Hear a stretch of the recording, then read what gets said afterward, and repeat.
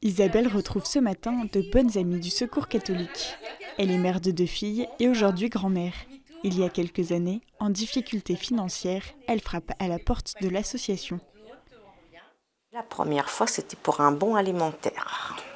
J'avais mes 2 filles à la maison et puis mon mari qui était en début de maladie. Et du coup, on s'est retrouvés un peu dans la panade parce que moi, j'ai jamais travaillé à temps complet en fait.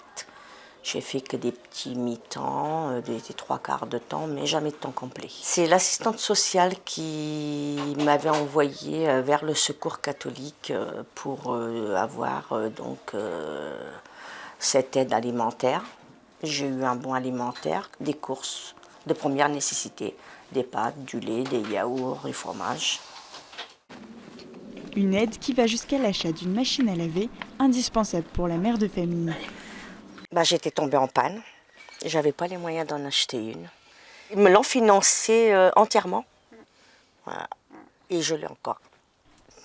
Au fur et à mesure, elle s'engage à son tour comme bénévole au Secours catholique. Et tu vas être la plus jolie. Pour moi, ça a été une façon aussi après de devenir bénévole, de me sentir utile, de donner ce qu'on m'avait donné, enfin essayer de donner ce que moi j'avais reçu. Isabelle s'occupe du magasin, alimenté uniquement par des dons. On les mène à la salle de tri. Ils sont ensuite vendus à petit prix ou donnés. Malheureusement, quand j'ai perdu mon mari, je me suis investie 100%. Pour moi, c'était normal de venir aider,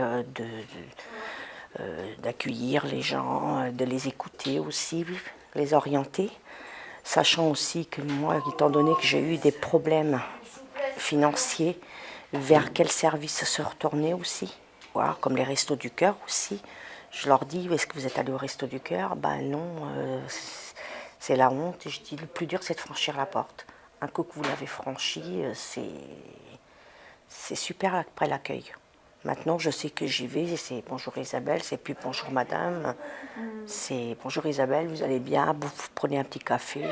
Je t'ai pas attendu.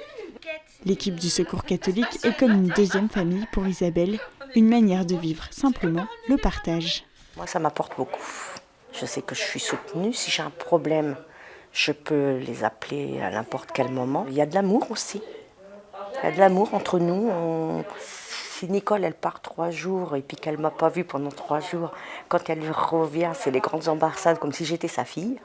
Et ça, j'apprécie énormément. J'apprécie. Ça ne comble pas le vide que j'ai en moi. Ça ne le comble pas, mais ça m'apporte beaucoup. Le partage, c'est recevoir, savoir donner aux autres aussi, ce qu'on a reçu, ce qu'on reçoit au quotidien aussi. Parce que c'est pas seulement dire je te donne ça, je te donne ci, c'est partager. Partager chaque jour, chaque moment, les bons, les mauvais, les jours difficiles, les meilleurs jours. Ça aussi, c'est un partage. Le mot partager pourrait se traduire concrètement par donner une part. Et la question, c'est de se dire, mais si je n'ai rien, si moi-même je suis en situation de précarité, qu'est-ce que ça veut dire pour moi? Est-ce que je suis concerné? Il me semble que oui, car précisément, ce n'est pas une question d'argent. Chacun d'entre nous a une richesse qu'il peut partager, qu'il peut donner.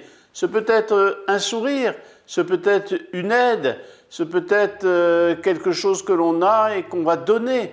Chacun. Et cela nous apprend à vivre ce qu'on appelle la solidarité humaine. En termes chrétiens, c'est un acte de charité, c'est-à-dire un acte d'amour. Je ne peux pas supporter qu'un frère soit en situation de manque. Et donc, je vais lui apporter quelque chose. Peut-être qu'aux yeux du monde, ce que je lui apporte, c'est minime, qu'importe. Ce qui est essentiel, c'est que je donne de moi-même.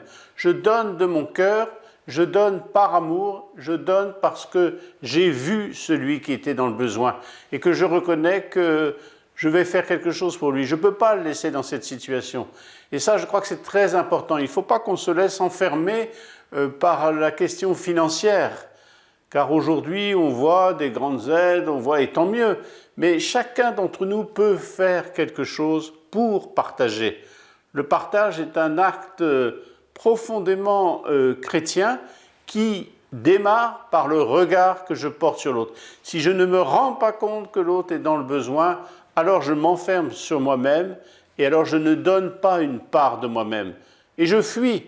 Souvent on se dit, mais qu'est-ce que je peux faire? Je suis tellement sollicité par le courrier, il suffit de voir dans la boîte aux lettres, ça dégorge de demandes, de besoins.